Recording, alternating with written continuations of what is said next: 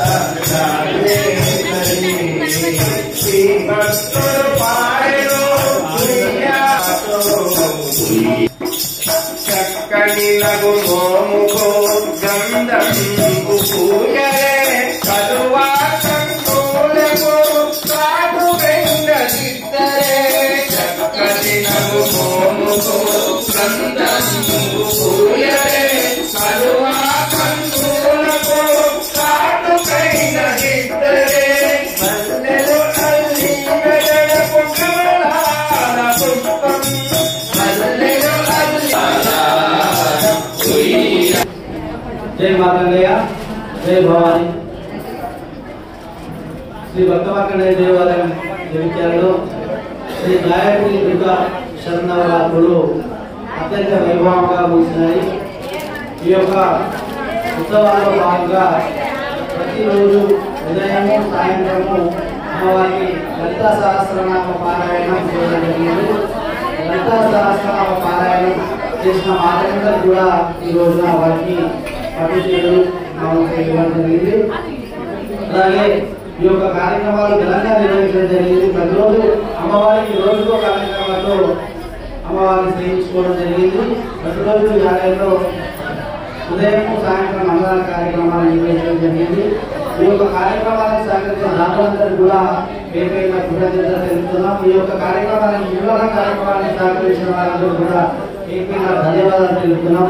అలాగే ప్రతి సంవత్సరం ఈ యొక్క ఉత్సవాన్ని ప్రతి సంవత్సరం ఈ ఇంకా ఉత్సవాలుగా జరుగుతున్నాయి.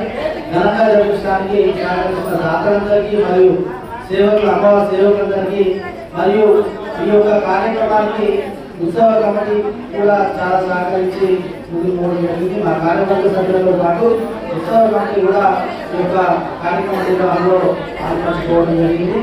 మీరందరూ కూడా పేరు ధన్యవాదాలు.